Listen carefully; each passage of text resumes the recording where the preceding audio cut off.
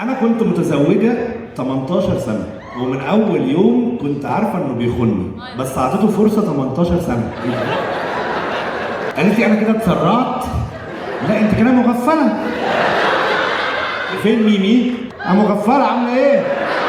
انا المغفله شخصيا. ايوه باينه على صوتك. معلش ممكن ضحكه تاني؟ مين انت الكلب اللي خان؟ يعني سريعا كده ايه اللي حصل في 18 سنه؟ كان بيخوني واتطلقتوا؟ واتطلقنا اخيرا.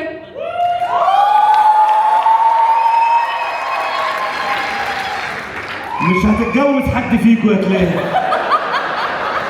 انت كنت مفتقده ايه؟ قولي لي. ايه اللي حصل؟ جوزها طب عليها؟ كنت بتقفشيه بجد ازاي؟ والله بقفشه بكل الطرق. مين اللي بتمليكي؟ اختي.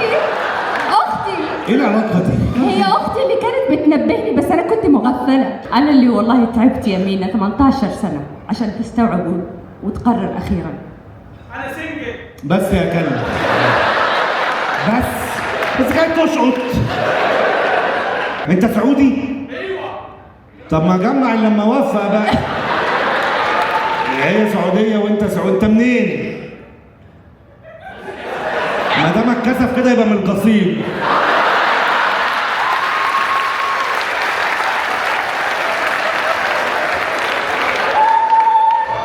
الله بتموتي فيهم. بحبهم قوي والله. انت منين؟ انا مش من القصيم بس بحب القصيم ماديه يعني. جدا. انا من بعد ال 18 سنه بقت ماديه. أنا عرفت بقت ليه؟ سطحيه وبقت حره. ايه اللي انت عايزه؟ انا ليه حاسك بترقصي وانت قاعده؟ بقيت سطحيه وبقيت حريه. اسم حضرتك ميمي، انت اسم حضرتك ايه؟ عبد الرحمن. انت منين يا عبد الرحمن؟ من القصيم. وحضرتك؟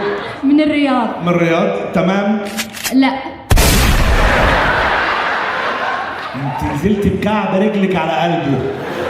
الفكره ان الراجل ضحى وقال القصيم وهو مش من القصيم. واضح من اللهجه انه مو من القصيم، فعشان كده انا قلت لا. طب اشوف لك واحد من القصيم؟ ايوه. لمي نفسك شويه. لا لمي نفسك وين؟ اهدي. والله يا عمال اهدى. مش باين. ليه يا مينا؟ خدوا منها المايك.